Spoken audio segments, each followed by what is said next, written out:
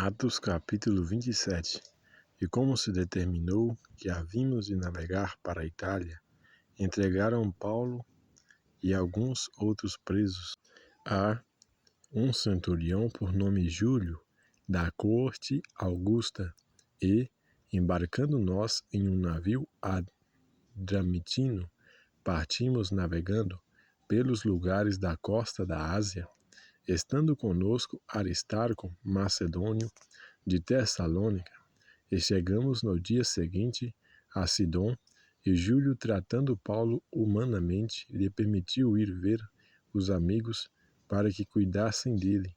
E, partindo dali, fomos navegando abaixo de Chipre, porque os ventos eram contrários, e, tendo atravessado o mar, ao longo da Cilícia e Panfília, chegamos a Mirra, na Lícia, e achando ali o centurião um navio de Alexandria que navegava para a Itália, nos fez embarcar nele, e, como por muitos dias navegássemos vagarosamente, havendo chegado apenas defronte de Cnido, não nos permitindo o vento ir mais adiante, navegamos abaixo da Creta, junto de Salmone, e, costeando-a dificilmente, chegamos a um lugar chamado Bons Portos, perto do qual estava a cidade de Laceia. E passando muito tempo, e sendo já perigosa a navegação, pois também o jejum já tinha passado, Paulo os admoestava, dizendo-lhes: Senhores, vejo que a navegação há de ser incômoda, e com muito dano, não só para o navio e carga, mas também para as nossas vidas. Mas o centurião cria mais no piloto e no mestre do que no que dizia Paulo. E, como aquele porto não era cômodo para invernar, os mais deles foram de parecer que se partisse dali para ver se podiam chegar a Fenice, que é um porto de Creta que olha para o lado do vento da África e do Coro, e invernar ali. E, soprando o sul brandamente, lhes pareceu terem já o que desejavam, e fazendo-se de vela foram de muito perto costeando Creta. Mas não muito depois deu nela um pé de vento, chamando Euro Aquilão, e, sendo o navio arrebatado, e não podendo navegar contra o vento, dando de mão a tudo, nos deixamos a ir à toa, e, correndo abaixo de uma pequena ilha chamada Clauda, apenas pudemos ganhar o batel, e, levando este para cima, usaram de todos os meios cingindo o navio, e temendo darem à costa na Sirte, amainadas as velas, assim foram à toa, e andando nos agitados por uma veemente tempestade, no dia seguinte ali viaram o navio, e ao terceiro dia nós mesmos com as nossas próprias mãos lançamos ao mar a armação do navio, e não aparecendo havia já muitos dias nem sol nem estrelas, e caindo sobre nós uma não pequena tempestade, fugiu-nos toda a esperança de nos salvarmos. E, havendo já muito que não se comia, então Paulo, pondo-se em pé no meio deles, disse: Fora, na verdade, razoável aos senhores ter-me ouvido a mim e não partir de Creta, e assim evitariam este incômodo, a esta perda. Mas agora vos admoesto a que tenhais bom ânimo, porque não se perderá a vida de nenhum de vós, mas somente o navio.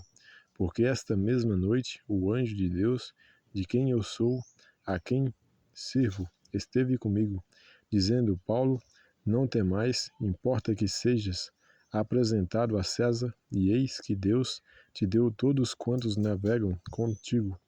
Portanto, ó senhores, tende bom ânimo, porque creio em Deus, que há de acontecer assim como a mim me foi dito, e, contudo, necessário irmos dar numa ilha.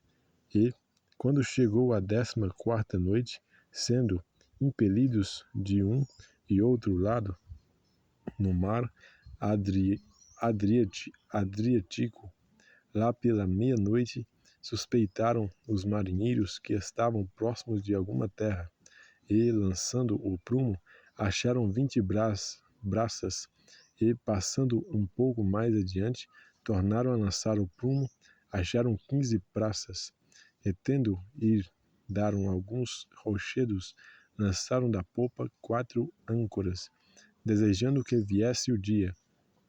Procurando, porém, os marinheiros fugir do navio, e tendo já deitado o batel ao mar, como que querendo lançar as âncoras pela proa, disse Paulo ao centurião e aos soldados: Se estes não ficarem no navio, não podereis salvar-vos. Então os soldados cortaram os cabos do batel e o deixaram cair. E, entretanto,